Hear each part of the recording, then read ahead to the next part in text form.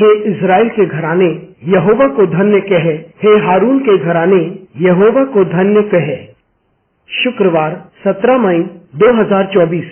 आज के मनन के लिए मैंने आप ही के लिए चुना है मार्कुस अध्याय 7 और उसका 19वां वाक्य। क्योंकि वे उसके मन में नहीं परंतु पेट में जाती है और संडास से निकल जाती है, यह कहकर उसने सब भोजन वस्तुओं को शुद्ध ठहराया। आपका दिन आशीषित हो। यीशु मसीह बात कर रहे थे कि कौन सी वस्तु मनुष्य को अशुद्ध करती है। वे कहते हैं कि ये भोजन नहीं होता, लेकिन जो हृदय से उत्पन्न होता है वह मनुष्य को अशुद्ध करता है। आइए इस वाक्य पर मनन करते हैं। आज की सुबह का विषय है, आपके हृदय में क्या है।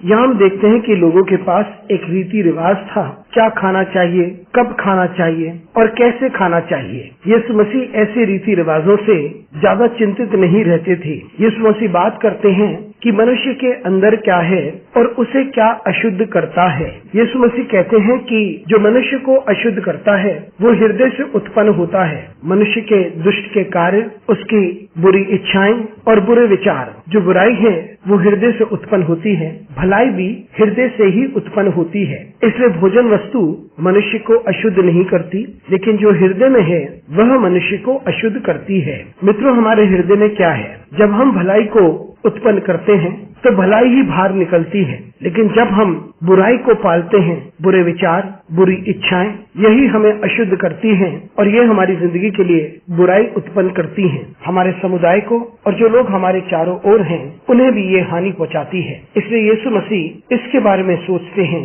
कि हमारे हृदय में क्या है और हमें अशुद्ध क्या करता है। हम जो भी ग्रहण करते हैं वे हमारे हृदय में प्रवेश करता है, यानी हम उससे भलाई सोचते हैं या बुराई सोचते हैं। जो हमारे हृदय में प्रवेश करता है वह वो बातें होती हैं जिसे हम सुनते हैं, हम क्या देखते हैं और हम क्या समझते हैं और किन बातों की घोषणा करते हैं। इसलिए हमें परमेश्वर की ओर से बल की आवश्यकता होती है ताकि हम भलाई को देखें, समझें और भला ही अनुभव करें और भला करते रहें। और यदि हम भलाई को ग्रहण करें तो भलाई ही हम में से उत्पन्न होगी। तो इसलिए भोजन ग्रहण करने से हम अशुद्ध नहीं होते, लेकिन जो हमारे हृदय में है उससे हम अशुद्ध होते हैं। हम प्रतिदिन अपने आप को जांचें कि हमारे हृदय में क्या प्रवेश करता है और उसमें क्या बसता है। अनुग्रहकारी परमेश्वर स्वर्गीय पिता, तुझे धन्यवाद देते हैं, तेरा आदर करते हैं और तेरी महिमा करते हैं। हमारी सहायता कर परमेश्वर, ताकि हम भलाई करते रहें और भले बने रहें। यीशु मसीह के नाम से मांगते हैं, आमीन।